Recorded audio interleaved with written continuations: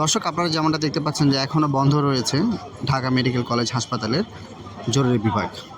দর্শক, ঢাকা বিশ্ববিদ্যালয়ের শিক্ষার্থী ও ঢাকা মেডিকেল কলেজ হাসপাতালের চিকিৎসকদের মধ্যে সংঘর্ষের ফলেই জরুরি বিভাগ বন্ধ করে দেওয়া হয় এবং দুপক্ষের উভয়ের মধ্যেই নানা উত্তেজনা তৈরি হয়।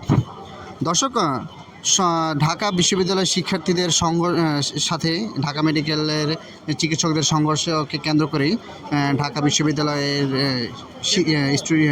শিক্ষার্থীদের পক্ষ থেকে একজন শিক্ষক প্রতিনিধি আসেন এবং কিছুক্ষণ আগেই ঢাকা বিশ্ববিদ্যালয়ের প্রক্টর মহোদয় তিনি এই ঘটনাকে কেন্দ্র করেই ঢাকা মেডিকেল কলেজেই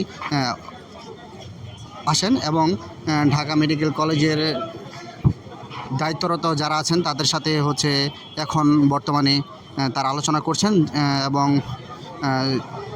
যে শিক্ষক প্রতিনিধি ছিলেন তারা জানাচ্ছেন যে আলোচনা করা হচ্ছে উক্ত যে সংঘর্ষ হয়েছে দুপক্ষের মধ্যে, সেই সংঘর্ষ নিয়েই ঢাকা মেডিকেল কলেজের দায়িত্বরত যারা আছেন এবং ঢাকা বিশ্ববিদ্যালয়ের প্রক্টর স্যারের সাথে তারা মিটিং করছেন।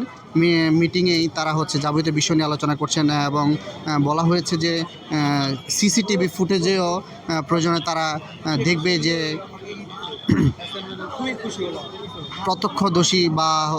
প্রত্যক্ষদর্শী কারা এবং যেভাবে সমাধান করা যায়। দর্শক, জরুরি বিভাগ বন্ধ করে দেওয়ায় বিলম্ব হয়েছে চিকিৎসা ব্যবস্থাও।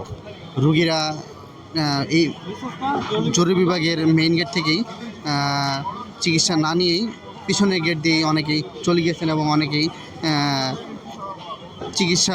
চিকিৎসা নিতে বাধাগ্রস্ত হয়েছেন।